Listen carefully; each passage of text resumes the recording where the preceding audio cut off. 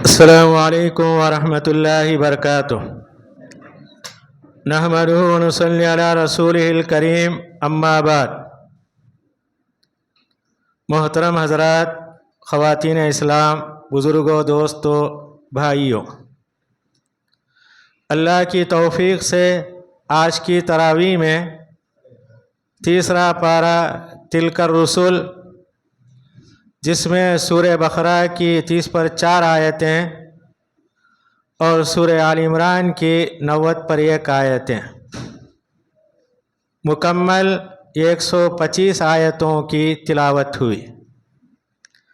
اللہ رب العزت سے دعا ہے آج کی تلاوت کو اور اس کے سننے کو قبول فرمائے اور ہمارے گناہوں کو معاف فرمائے۔ پارے کے ابتدا میں یہ بتایا گیا کہ اللہ تعالیٰ نے بعض رسولوں پر فضیلت دی۔ کسی سے اللہ تعالیٰ نے بات کی، موسیٰ علیہ السلام کو طور پہاڑ پر اللہ نے کلام کیا۔ بعض رسولوں کے درجات کو اللہ تعالیٰ نے بلند کیا۔ عیسیٰ علیہ السلام کو اللہ تعالیٰ نے چند نشانیاں عطا کی۔ یہ رسولوں کا آپس میں فضیلت دینا اللہ کے اختیار میں ہے۔ ہم کسی رسول کو کسی رسول پر فضیلت نہیں دے سکتے، جتنا اللہ نے بتایا اسی کو بتانا چاہیے۔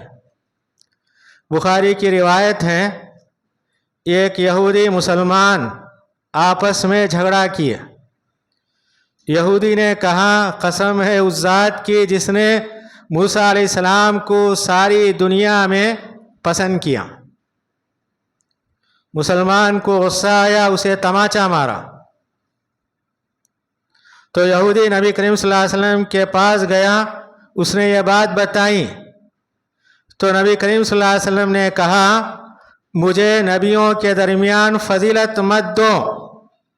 پھر آپ نے کہا، قیامت کے دن سور پھونکا جائے گا، سارے لوگ بے ہوش ہو جائیں گے، سب سے پہلے مجھے ہوش آئے گا، میں دیکھتا ہوں کہ موسیٰ علیہ السلام اللہ کے عرش کے پائے کو پکڑے ہوئے ہیں۔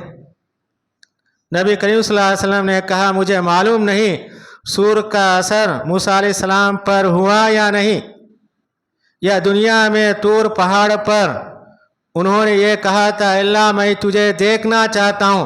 اللہ نے کہا، لن ترانی، تو مجھے نہیں دیکھ سکتا۔ اللہ نے اپنی تجلی ظاہر کی، موسیٰ علیہ السلام بے ہوش ہو گئے۔ نبی کریم صلی اللہ علیہ وسلم نے کہا، دنیا میں انہیں بے ہوش ہونے کی وجہ سے سور کا اثر ان پر ہوا یا نہیں مجھے معلوم نہیں۔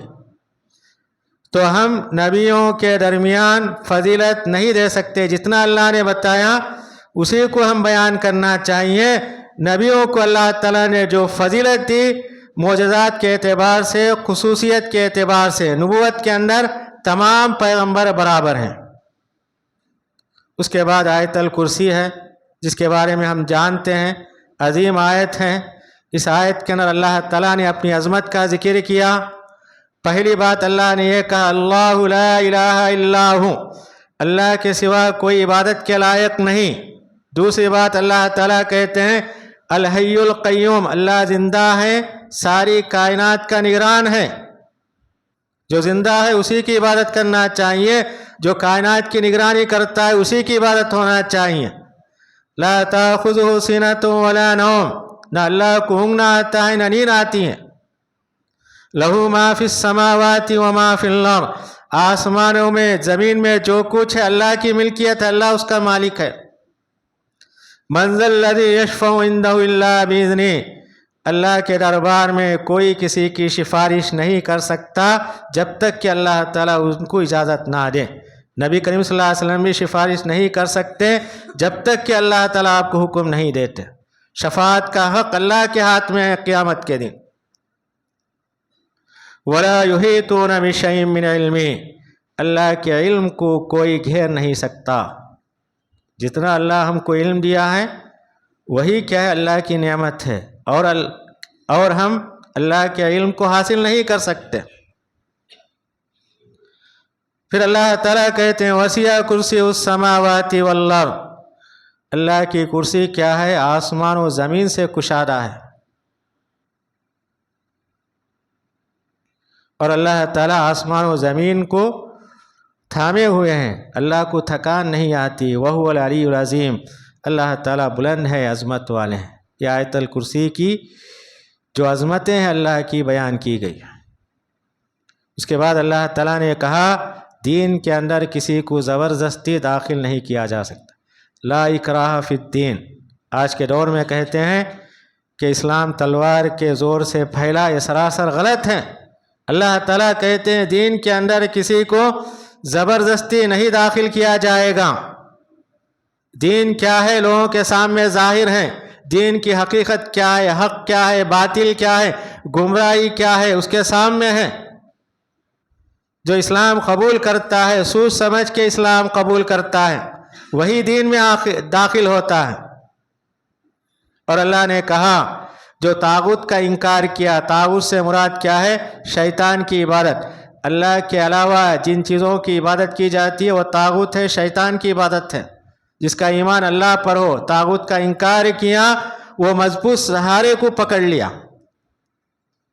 اس کے بعد اللہ تعالیٰ نے ابراہیم علیہ السلام نمرود کا واقعہ بیان کیا۔ نمرود اپنے آپ کو رب ہونے کا دعویٰ کیا تو ابراہیم علیہ السلام اس سے کہتے ہیں میرا رب وہ ہے جو زندہ کرتا ہے، موت دیتا ہے۔ نمرود نے کہا میں بھی زندگی دیتا ہوں، موت دیتا ہوں۔ جیل خانے سے دو آدمیوں کو بلاتا ہے، ایک کی سزا کیا ہے؟ پھانسی کی ہے، قتل کی ہے، کہتا ہے جا تو آزاد ہے۔ دوسرا جسے قتل کی سزا نہیں ہے اسے کہتا ہے اسے قتل کر دو۔ ابراہیم علیہ السلام خاموش ہو گئے۔ پھر ابراہیم علیہ السلام نے کہا میرا رب کیا ہے؟ روزانہ سورج مشرق سے نکالتا ہے، مغرب میں ڈبوتا ہے۔ اگر تو رب ہے، سورج کیا ہے؟ مغرب سے نکال کے دکھا۔ یہ بات سننے کے بعد فبہت الذی کفر، نمرود کیا ہے؟ پریشان ہو گیا، جواب نہیں آ سکا۔ اس کے بعد اللہ تعالیٰ نے دو واقعات بیان کیے کہ مرنے کے بعد دوبارہ زندگی برحق ہے۔ ایک حضور علیہ السلام کا واقعہ، ایک گاؤں سے ان کا گزر ہوا، دیکھے گاؤں کی تمام چھتیں اوندھی پڑی ہوئی تھی، کوئی اس کے اندر رہنے والا نہیں تھا۔ انہوں نے سوچا کہ اللہ تعالیٰ ان گاؤں والوں کو زندہ کرے گا، تو اللہ تعالیٰ ان کو 100 سال تک موت کے آغوش میں رکھا۔ 100 سال کے بعد اللہ تعالیٰ ان کو بیدار کیا، زندہ کیا۔ اللہ نے ان سے پوچھا کم لبثتا، دنیا میں تم کتنی دیر آرام کیے؟ وہ بولے 1 دن یا آدھا دن۔ اللہ نے کہا بل لبثت 100 عام، 100 سال کیا ہے تم سوئے ہوئے تھے۔ اللہ نے کہا تمہارے ساتھ جو کھانا ہے پینا ہے اب تک نہیں سڑا، لم یتسنہ۔ اس کے بعد کہا گیا تمہارے ساتھ جو گدھا تھا اس کی ہڈیاں پڑی ہوئی ہیں۔ اللہ تعالیٰ نے ان کے سامنے گدھے کو زندہ کیا، تب ان کو یقین آیا کہ مرنے کی بعد کی زندگی برحق ہے، انہیں یقین ہو گیا۔ انہوں نے کہا عالم ان اللہ علی کل شیء قدیر، مجھے یقین ہو گیا، مجھے علم ہو گیا کہ اللہ تعالیٰ ہر چیز پر قدرت رکھنے والا ہے۔ دوسرا واقعہ ابراہیم علیہ السلام کا ہے۔ ابراہیم علیہ السلام نے اللہ سے کہا ارینی کیف تحیی الموتیٰ، اے اللہ مجھے دکھا تو مردوں کو زندہ کیسے کرتا ہے۔ اللہ تعالیٰ نے کہا اولم تؤمن، کیا تو مومن نہیں ہے؟ ابراہیم علیہ السلام نے کہا ولکن لیطمئن قلبی، میرے دل کے اطمینان کے لیے تجھ سے سوال کرتا ہوں۔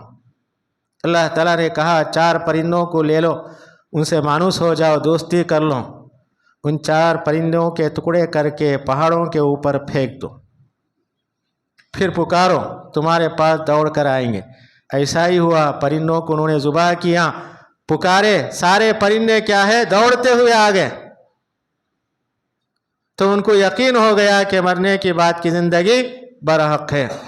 اس کے بعد اللہ تعالیٰ نے تفصیل کے ساتھ بیان کیا جو لوگ اللہ کے راستے میں خرچ کرتے ہیں اللہ کے نزدیک ان کی حقیقت کیا ہے، اللہ تعالیٰ ان کو کیسے ثواب دیتے ہیں۔ ایک مثال دے کے بیان کیا گیا، ایک دانہ زمین میں ڈالتے ہیں، اس دانے سے 7 بالیاں اگتی ہیں، ہر بالی کے اندر 100 دانے ہوتے ہیں، ایک دانے سے 700 دانے بالیوں میں اگتے ہیں۔ اللہ تعالیٰ یہی کہتے ہیں جو آدمی 1 پیسہ اللہ کے راستے میں دیتا ہے تو اللہ تعالیٰ اس کا ثواب 700 پیسوں کی شکل میں دیتے ہیں، اور اللہ تعالیٰ اس سے بڑھ کر بھی اجر و ثواب دیتے ہیں۔ اور اللہ نے کہا تمہارا صدقہ کرنا، اللہ کے راستے میں دینا، ریاکاری کے لیے، دکھاوے کے لیے نہیں ہونا۔ جو آدمی دکھاوے کے لیے دیتا ہے، ریاکاری کے لیے کرتا ہے، اس کی مثال بتائی گئی، ایک چکنی چٹان ہے، پتھر ہے، اس کے اوپر مٹی ہے، اگر زور سے بارش ہوتی ہے، بارش کیا ہے ساری مٹی کو بہا دیتی ہیں، پتھر کیا ہے خالی رہتا ہے۔ تو اللہ تعالیٰ یہی کہتے ہیں دکھاوے کے لیے جو دیتے ہیں، صدقہ و خیرات کرتے ہیں، ان کا اجر و ثواب اللہ کے پاس کچھ بھی نہیں ہوتا۔ اس کے بعد اللہ نے کہا یا ایھا الذین آمنوا لا تبطلوا صدقاتکم بالمن والاذی، آپ اللہ کے راستے میں دیتے ہیں، صدقہ و خیرات کرتے ہیں، کرنے کے بعد کسی کے اوپر احسان نہیں جتانا، تکلیف نہیں دینا۔ جسے ہم دیے وہ سامنے نظر آ گیا، اس سے نہیں کہنا میں نے تجھ پر ایسا کیا ویسا کیا، آج تو میرا احسان فراموش ہے۔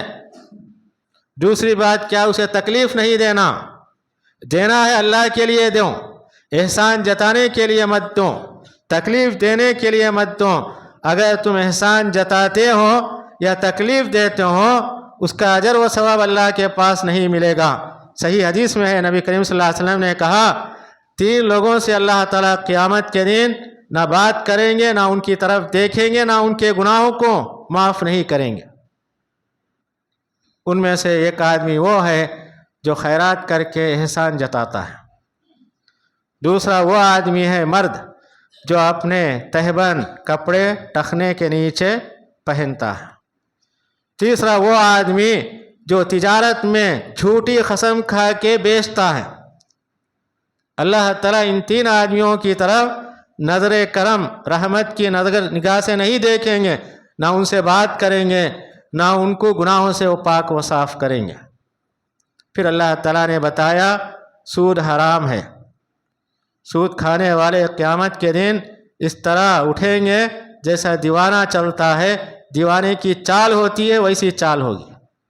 اور اللہ تعالیٰ کہتے ہیں اس لیے ایسا ہوتا ہے، دنیا کے اندر وہ کہا کرتے تھے انما البیع مثل الربا، سود کیا ہے تجارت کے مانند ہے، یعنی سود کیا ہے تجارت ہی، جس طرح تجارت ہوتی ہے اسی طرح سود بھی کیا ہے تجارت ہے۔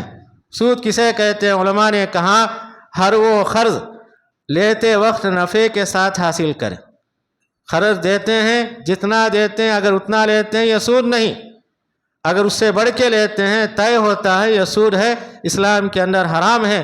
بات کی آیتوں میں اللہ تعالیٰ کہتے ہیں یا ایھا الذین آمنوا اتقوا اللہ وذروا ما بقی من الربا، اے ایمان والو جو کچھ سود ہے اسے چھوڑ دو اگر تم اللہ سے ڈرتے ہو۔ اور اللہ تعالیٰ کہتے ہیں اگر تم نہیں کرو گے ایسا گویا تم اللہ سے لڑنے کا اعلان کرتے ہو۔ سود کا بیپاری، سود دینے والا اعلان کرتا ہے میں اللہ اور اس کے رسول کا لڑنے والا ہوں، اس سے کیا ہے جھگڑا کرنے والا ہوں۔ کون اللہ سے لڑے گا؟ جو اللہ سے لڑے گا اس کی زندگی باقی نہیں رہے گی۔ اس کے بعد اللہ تعالیٰ نے بتایا اگر کسی کو قرض لینے کی ضرورت ہے 2 گواہ کے ساتھ لکھا پڑھائی کے ساتھ اسے محفوظ کر لے تاکہ بعد میں جھگڑا نہ ہو۔ اور یہ بھی بتایا گیا قرض لینے والا کب ادا کرے گا، وقت مدت متعین کر لیں، یہ اسلامی تعلیمات ہیں، کیونکہ نبی کریم صلی اللہ علیہ وسلم قرض سے پناہ مانگا کرتے تھے۔ قرض کیا ہے؟ بہت بڑی وبا ہے، بیماری ہے۔ نبی کریم صلی اللہ علیہ وسلم کے دور میں اگر کوئی جنازہ آتا تو نبی کریم صلی اللہ علیہ وسلم پوچھتے ہیں کیا یہ آدمی کسی کا قرض دار ہے؟ اگر کہا جاتا تو آپ کہتے ہیں میں اس کی نماز نہیں پڑھاتا، تم اپنی ساتھی کی نماز پڑھا لو۔ اتنی وعید ہیں تو اللہ تعالیٰ کہتے ہیں قرض لینا جائز ہے مگر ادا کرنے کی کوشش کریں تاکہ لوگوں کے اندر جھگڑا نہ ہو۔ اور یہ بھی بتایا گیا قرض دینے والا جسے قرض دیا وقت پر ادا نہیں کیا مجبور ہے اسے مہلت دو۔ مہلت دینے کے بعد بھی نہیں ادا کرتا ہے تو اللہ تعالیٰ کہتے ہیں وَأَن تَصَدَّقُوا خَيْرٌ لَكُمْ، اسے معاف کر دو تمہارے لیے بہتر ہے۔ پہلے وقت دینے کا حکم دیا گیا، وقت دینے کے بعد بھی ادا نہیں کرتا تو اللہ تعالیٰ کہتے ہیں اسے معاف کر دو، یہ معاف کرنا تمہارے لیے بہتر ہے۔ اس کے بعد سورہ بقرہ کی 2 آخری آیتیں جس کی فضیلت کے بارے میں جانتے ہیں، نبی کریم صلی اللہ علیہ وسلم کو معراج میں تحفے کے طور پر 2 آیتیں دی گئی، آمن الرسول بما انزل الیہ من ربہ والمؤمنون، آخر تک کی آیت۔ ایک حدیث میں بتایا گیا یہ 2 آیتیں کیا ہیں؟ اللہ کے عرش کے خزانوں میں سے ایک خزانہ ہے۔ نبی کریم صلی اللہ علیہ وسلم نے کہا یہ 2 آیتیں مجھے دی گئی، مجھ سے پہلے کسی پیغمبر کو یہ 2 آیتیں نہیں دی گئی۔ اور ایک حدیث میں بتایا گیا جو کوئی آدمی رات میں ان 2 آیتوں کی تلاوت کرتا ہے کافی ہو جاتی ہیں۔ علماء نے اس کے 2 مطلب بتائے، اگر وہ مر جاتا ہے اس کی موت کیا ہے؟ توحید پر ہوتی ہے، وہ جنتی ہے۔ دوسری بات یہ بتائی گئی اگر وہ تہجد کا پابند ہے، رات میں نہیں اٹھ سکا، یہ 2 آیتیں کیا ہے اس کے ثواب کو برابر شامل کر دیتی ہیں۔ اس کے بعد والی سورت سورہ آل عمران ہے۔ آل عمران کے معنی عمران کا خاندان۔ اس سورہ کے اندر عمران کے خاندان کا واقعہ بیان کیا۔ خاندان کیا ہے؟ عورتوں سے ہوتا ہے، عورتوں کا ذکر ہے اس سورہ کے اندر۔ ایسی پاک بعض عورتیں ہیں کہ اللہ تعالیٰ نے اس کا ذکر کیا۔ پہلی آیت کے اندر اللہ تعالیٰ نے کہا اللہ لا الہ الا هو الحی القیوم، اللہ کے سوا کوئی عبادت کے لائق نہیں، وہ زندہ ہے، ساری کائنات کا نگران ہے۔ اس کے بعد اللہ تعالیٰ اپنی قدرت بیان کرتے ہوئے کہتے ہیں هو الذی یصورکم فی الارحام کیف یشاء، وہی ہے جو ماں کے پیٹ کے اندر بچوں کی تصویریں بناتا ہے۔ یہ اللہ کی قدرت ہے۔ اللہ تعالیٰ 7 آسمان کے اوپر ہے، جبکہ عورت کیا ہے؟ زمین پہ رہتی ہے، اور بچہ کیا ہے؟ 3 تاریکیوں میں ہوتا ہے، ایک پیٹ کی تاریکی، ایک رحم کی تاریکی، اس کے اوپر ایک باریک یعنی پردہ ہوتا ہے۔ یہ اللہ کی قدرت ہے۔ جبکہ عورت کیا ہے؟ چلتی پھرتی آرام کرتی ہیں، مگر بچہ اللہ تعالیٰ اپنی نگاہ کے سامنے اپنی قدرت کے مطابق اللہ تعالیٰ اس کی تصویر بناتے ہیں۔ یہ اللہ کی قدرت ہے۔ اس کے بعد اللہ تعالیٰ کہتے ہیں ہدایت اللہ کے ہاتھ میں ہے۔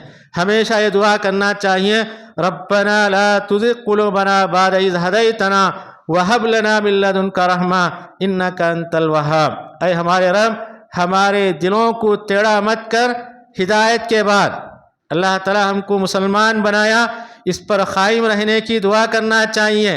ہو سکتا ہے کہ ہم ہدایت کے بعد گمراہ ہو جائیں۔ وہب لنا، اے اللہ تو اپنے جانب سے ہمیں رحمت عطا کر، کیونکہ تو کیا ہے؟ بخشنے والا مہربان ہے۔ اس کے بعد اللہ تعالیٰ نے ایک آیت کے اندر یہ بتایا اگر اللہ ہم سے محبت کرنا یعنی چاہتے ہیں اللہ کی محبت ہمارے ساتھ ہوں تو اللہ تعالیٰ کہتے ہیں میری نبی کی اتباع کرو۔ نبی کی پیروی کرنے سے اللہ کی محبت ہوگی اور اللہ تعالیٰ کیا ہے؟ ہمارے گناہوں کو معاف کریں گے۔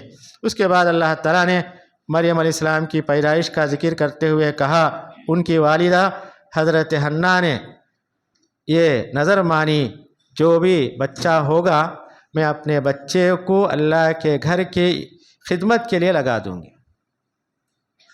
انہوں نے سوچا تھا بچہ ہوگا، جب پیدائش کے وقت انہوں نے دیکھا مریم علیہ السلام پیدا ہوئی، انہوں نے اللہ سے کہا اے اللہ تو جانتا ہے میرے پاس بچہ ہے یا بچی، میں نے اس کا نام مریم رکھا اور اللہ سے دعا کرتی ہوں اسے اور اس کے بچے کو شیطان مردود سے پناہ مانگتی ہوں، حفاظت چاہتی ہوں۔ اللہ تعالیٰ نے ان کی دعا کو قبول کیا۔ نبی کریم صلی اللہ علیہ وسلم نے کہا دنیا میں جو بھی بچے روتے ہیں شیطان کیا ہے؟ بچوں کو لوچتا ہے، مگر 2 بچوں کو شیطان نہیں لوچا، کیونکہ مریم علیہ السلام کی والدہ نے دعا کی اے اللہ اس بچی کو اور اس کے بچے کو شیطان سے محفوظ رکھ۔ تو اس کے بعد انہوں نے مریم علیہ السلام کو بیت المقدس کے حوالے کر دیا۔ اس کے نگران کون تھے؟ زکریا علیہ السلام تھے۔ انہوں نے ان کی پرورش کی۔ اللہ تعالیٰ کہتے ہیں جب بھی زکریا علیہ السلام ان کے روم میں جاتے بے موسم کے پھل کو پاتے ہیں۔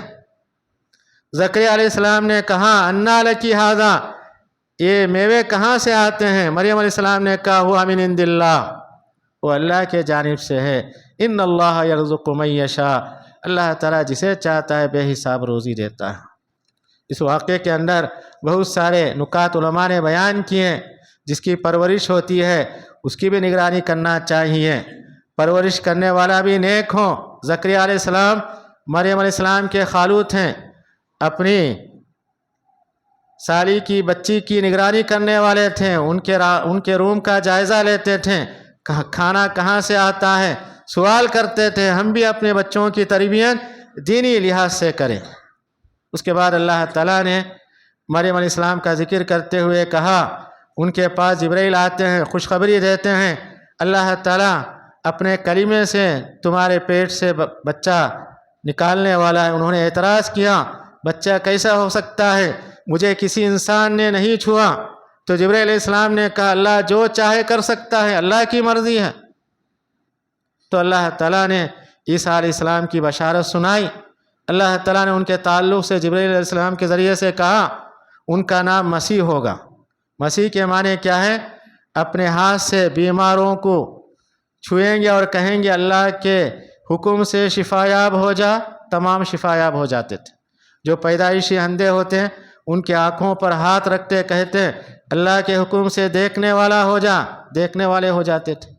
جن کو برس کی بیماری ہوتی ان کے جسم پر ہاتھ رکھتے کہتے شفا یاب ہو جا، اللہ کے حکم سے شفا یاب ہو جاتے تھے۔ اور اللہ تعالیٰ نے کہا دنیا آخرت میں عزت والا ہوگا، میرے نیک بندوں میں سے ہوگا۔ پھر اللہ تعالیٰ نے بشارت سنائی، بچپن میں بڑی عمر میں وہ بات کریں گے، بچپن میں بات کیے۔ سورہ مریم میں اس کا واقعہ تفصیل کے ساتھ ہے۔ پھر اللہ تعالیٰ نے کہا میں ان کو تورات انجیل کا علم دوں گا اور انہیں نبی بنا کر بنی اسرائیل کی طرف بھیجوں گا۔ اور اللہ تعالیٰ نے ایک معجزہ ان کو یہ بھی دیا، جو بھی ان کے پاس آتا تو کہتے تو کیا کھا کے آیا، تمہارے گھر کے اندر کیا جمع ہوا ہے۔ یہ اللہ تعالیٰ ان کو معجزہ دیا۔ تو آخر میں اللہ تعالیٰ کہتے ہیں جب تک دنیا میں تھے انہوں نے یہی کہا میرا اور تمہارا رب کیا ہے، اللہ ہے۔ عیسیٰ علیہ السلام کو اللہ نے آسمان پر اٹھا لیا، لوگوں نے انہیں اللہ کا بیٹا یا اللہ کے برابر کا درجہ دے دیا کہ اللہ تعالیٰ ان تمام چیزوں سے پاک و صاف ہیں۔ اس کے بعد اللہ تعالیٰ نے نجران کا ایک وفد نبی کریم صلی اللہ علیہ وسلم کے پاس آیا، نبی کریم صلی اللہ علیہ وسلم سے انہوں نے بحث و محاصرہ کیا۔ نبی کریم صلی اللہ علیہ وسلم نے ان کے عقائد کا جائزہ لیتے ہوئے کہا تم عیسیٰ علیہ السلام کو جو درجہ دے رکھے ہو وہ بالکل غلط ہیں، وہ ماننے کے لیے تیار نہیں تھے۔ تو نبی کریم صلی اللہ علیہ وسلم سے انہوں نے مباہلہ یعنی دو جماعتیں آپس میں بات چیت کرنے کے بعد راضی نہیں ہوتے ہیں، بدعا کے لیے تیار ہو جاتے ہیں، چلو دونوں ہم آمنے سامنے کھڑے ہو کر بدعا کریں گے، جو ہم میں سے ناحق ہے اس پر اللہ کا عذاب آ جائے۔ تو نبی کریم صلی اللہ علیہ وسلم تیار ہو گئے۔ انہوں نے حضرت علی، اپنی بیٹی فاطمہ، دونوں نواسوں کو لا کے مباہلے کے لیے تیار ہو گئے۔ یہ عیسائی اپنے علماء سے جا کر مشورہ کیے کہ ہم مباہلے کے لیے جانا یا نہیں۔ ان میں کا جو بڑا تھا اس نے کہا یہ اللہ کے پیغمبر ہیں، اگر ہم مباہلے کے لیے بدعا کے لیے جائیں گے ہم فنا ہو جائیں گے، بہتر یہی ہے کہ یہاں سے لوٹ کے چلے جائیں۔ مباہلہ نہیں ہو سکا۔ اس کے بعد اللہ تعالیٰ نے آخر میں یہ بتایا دنیا میں جو بھی کافر ہے کفر پر مرتا ہے اللہ کے نزدیک اسے کامیابی نجات نہیں مل سکتی، دنیا بھر کا سونا بھی اللہ کے سامنے پیش کرے اللہ تعالیٰ اس کے گناہ کو معاف نہیں کر سکتے۔ آج کی تلاوت کے اندر یہ چند اہم آیتوں کا ترجمہ خلاصہ پیش کیا گیا۔ اللہ رب العزت سے دعا ہے کہ اللہ تعالیٰ ہم تمام کو قرآن پڑھنے اس کی تعلیمات پر عمل کرنے کی توفیق عنایت فرمائے۔